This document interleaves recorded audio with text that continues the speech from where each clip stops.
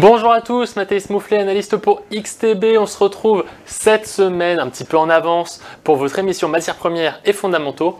Et aujourd'hui, on va parler de l'or, du cacao, du café et du pétrole. Alors on va commencer comme d'habitude par l'or, où l'or est suspendu aux lèvres de Donald Trump. Eh bien oui, parce que rappelez-vous, la semaine dernière, Donald Trump avait annoncé qu'il y aurait des droits de douane de 15% sur les importations d'or aux États-Unis. Et finalement, peut-être que la règle change. Donald Trump a en effet déclaré qu'il n'y aurait pas de droits de douane sur les importations d'or et de biens spéciaux aux États-Unis. C'est pour cette raison que les turbulences du marché dues à cette incertitude ont entraîné une hausse des prix à terme, atteignant jusqu'à 100 $ au-dessus du prix du spot. Par contre, la Maison-Blanche a annoncé qu'un décret serait bientôt publié pour clarifier la situation de l'or, mais il ne faut pas oublier que les États-Unis importent déjà beaucoup d'or, et notamment en provenance de Suisse et du Canada, et ces droits de douane-là sont de 39% et de 35%. Donc peut-être qu'il n'y aura pas 15%, mais en termes de pays, on est même au-dessus des 15%, donc la situation n'est pas encore tout à fait claire concernant l'or. Ces droits de douane pourraient mettre fin aux importations d'or en provenance de ces pays et créer une disparité entre le prix des contrats à terme et celui du marché spot. La situation concernant la Fed s'est un petit peu calmée, même si on a quasiment tous les jours de nouveaux rebondissements. Et on pourrait notamment avoir du nouveau en septembre avant la décision sur les taux d'intérêt. Et donc pour l'instant, la probabilité que la Fed baisse ses taux en septembre est très élevée. Alors sur ce graphique, je voulais juste vous montrer ça. C'est la position des spéculateurs que sur le COMEX, donc aux États-Unis, ou sur le marché chinois. Donc ce qu'on voit, c'est que on a eu des positions longues qui sont globalement hausse, que ce soit aux États-Unis, donc sur le COMEX ici, ou en Chine, mais c'est surtout en Chine où on voit qu'il y a des positions nettes à Shanghai qui sont très largement en hausse. Donc les spéculateurs, notamment chinois, sont très haussiers sur l'or. Alors évidemment, je rappelle souvent dans ces cas-là, le marché aime prendre un petit peu les investisseurs à rebours, et donc quand tout le monde pense la même chose, il arrive que le marché fasse l'inverse.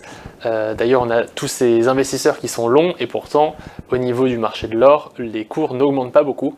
Donc c'est peut-être ce qu'il se passe en ce moment. On continue avec les fonds ETF qui continuent eux aussi d'acheter de l'or et qui ont enregistré des records historiques en termes de valeur. On a aussi assisté à une réduction des potentiels acheteuses sur le COMEX avant les incohérences concernant les droits de douane sur l'or.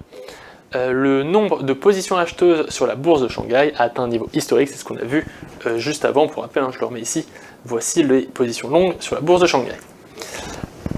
Alors, quand on regarde un petit peu la saisonnalité à long terme de l'or, ici en vert on voit cette année, ici on voit à 5 ans et à 10 ans, ici c'est la moyenne à long terme, et donc sur l'axe des abscisses on a tous les jours de l'année. Donc ce qu'on voit, c'est qu'on a une saisonnalité à 5 et 10 ans qui suggère plutôt une consolidation, un arrêt de montée des prix, voire une baisse des prix jusqu'au 200e jour, et suivi d'un léger rebond plutôt vers la fin de l'été ou le dernier trimestre de l'année, c'est ce qu'on voit ici. Évidemment, ce n'est pas parce que les performances passées ont fait quelque chose que les performances futures seront les mêmes, mais ça peut donner un indicateur de ce qui s'est passé dans le passé. On va maintenant passer au cacao qui est en hausse suite aux conditions météorologiques. On va voir ça tout de suite. On a eu des prévisions qui indiquaient une baisse de la production en milieu de saison en Côte d'Ivoire, qui, je le rappelle, est le premier producteur mondial de cacao, d'environ 10% par rapport à l'année dernière. La production devrait également baisser de 10% au Nigeria, mais augmenter pour l'ensemble de la saison en Côte d'Ivoire, au Ghana et au Cameroun. La transformation du cacao recule avec des baisses de 3 à 16% selon les continents au deuxième trimestre.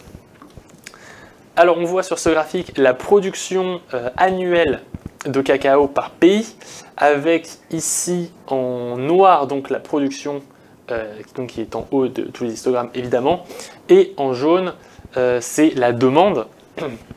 Et donc on voit que cette année la barre noire est au-dessus de la barre jaune, donc on aura une production supérieure à la demande cette saison, donc un excédent, mais il est possible qu'on ait une révision dans un avenir proche, et donc qu'on ait une nouvelle saison de déficit.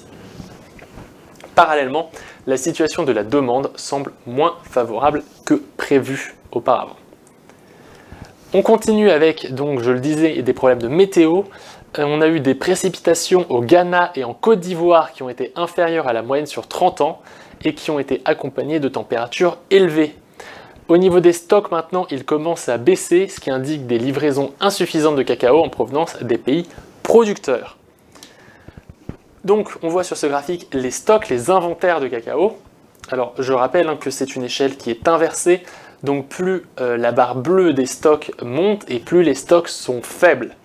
Et donc ce qu'on voit, c'est que les stocks ont recommencé à baisser, et donc cette évolution est conforme à la saisonnalité, mais pourrait également refléter un problème d'approvisionnement pour les livraisons actuelles. La clé réside dans l'évolution des stocks au début de la saison principale, à savoir s'ils continueront à baisser. Donc en tout cas, c'est ce qui a tiré les prix vers le haut, vu qu'on a des prix ici, et donc des stocks qui baissent. On continue et on va terminer sur le cacao avec donc les cours du cacao ont fortement progressé en raison des mauvaises conditions météorologiques en Afrique de l'Ouest qui ont endommagé les cultures avant la saison principale d'octobre. Et donc, qu'est-ce que ça a fait ça en termes de cours par rapport à la saisonnalité? Eh bien, c'est ce qu'on voit sur ce graphique, avec en rouge l'année dernière, en vert cette année, en pointillé en rouge la moyenne à long terme et en pointillé en noir la moyenne à 5 ans. Et donc on a, déjà on le voit tout de suite, une très mauvaise année cette année pour le cacao, surtout comparé à la dernière où ça avait été un petit peu la folie. Cela dit, au niveau de si on regarde la saisonnalité à long terme, on voit que c'est plutôt moyen sur la première moitié de l'année et que la hausse commence à partir de la moitié de l'année. Donc c'est possible que la saisonnalité tire un petit peu à partir de maintenant les cours vers le haut.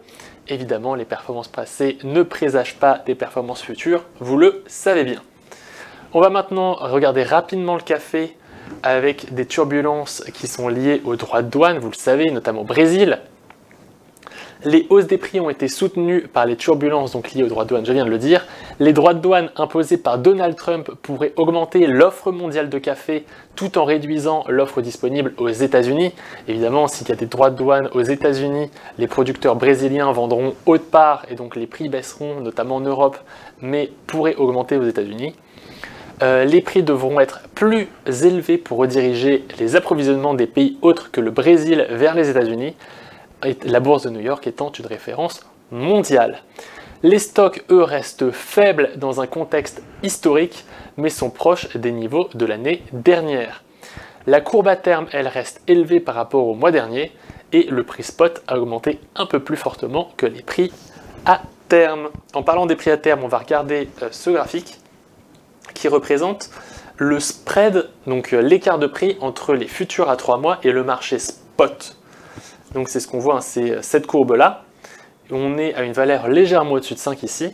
Et ce qu'on voit, c'est que quand le spread augmente pour atteindre environ 6 à 7 centimes, le marché pourrait déterminer que le prix spot est légèrement trop élevé et donc baisser.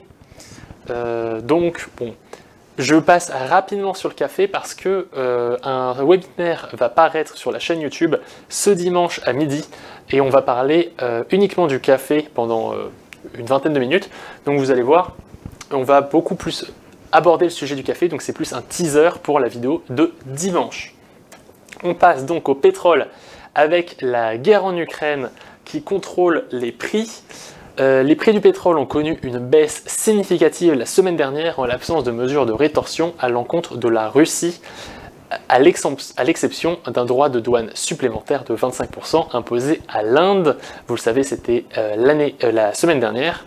Ce droit est largement considéré comme une décision politique visant à contraindre l'Inde à conclure un accord commercial. Des signes d'un élargissement des sanctions à l'Inde commencent à apparaître, les plus grandes raffineries publiques indiennes se tournant vers d'autres sources que la Russie pour les livraisons de septembre et d'octobre.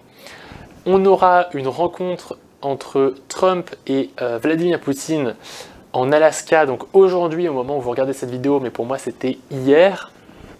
Donc je ne sais pas encore ce qui sera dit pendant cette rencontre, mais ça aura sans aucun doute une influence toute particulière pour le pétrole, vu que si la guerre se termine rapidement, ça aurait plutôt une pression baissière pour le pétrole, et si elle continue, plutôt une pression haussière.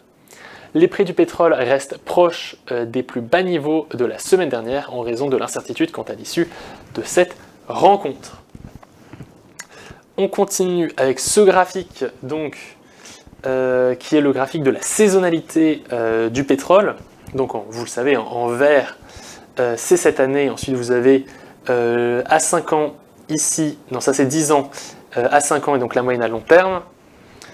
Et donc cette saisonnalité suggère une hausse des prix au début de l'automne et un pic local vers le 200e jour de cotation, suivi plutôt d'une correction qui arrive en fin d'année. Évidemment, les performances passées ne présagent pas des performances futures. La Russie gère efficacement les sanctions occidentales et les restrictions à l'exportation, toute réduction de ces exportations résultant principalement de l'accord de réduction de la production de l'OPEP+. Le pétrole a légèrement rebondi ce lundi après les commentaires du président ukrainien Zelensky qui a déclaré ne voir aucune perspective de fin rapide à la guerre. JP Morgan indique que les droits de douane à 3 chiffres imposés aux pays importateurs de pétrole russe pourraient entraîner une perturbation importante de l'approvisionnement. L'OPEP+, à elle, continue d'augmenter sa production, mais les hausses sont inférieures à ce qui résulterait du rétablissement des réductions volontaires. Selon le dernier rapport de l'OPEP, la production des pays de l'OPEP a atteint 27,5 millions de barils par jour, soit une augmentation de 260 000 barils par jour par rapport au mois précédent, ce qui est moins que les 500 000 qui avaient été annoncés. On va regarder rapidement les stocks, donc la saisonnalité des stocks aux États-Unis. Donc en vert, on a cette année, on a ici en bleu l'année 2024.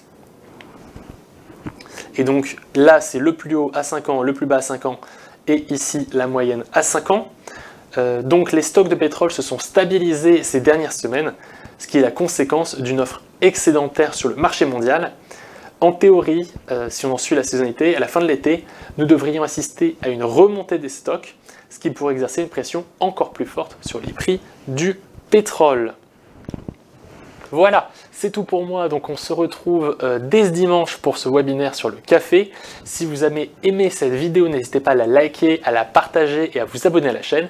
Et donc on se retrouve dès ce dimanche. C'était Mathéis Mouflet pour XTB.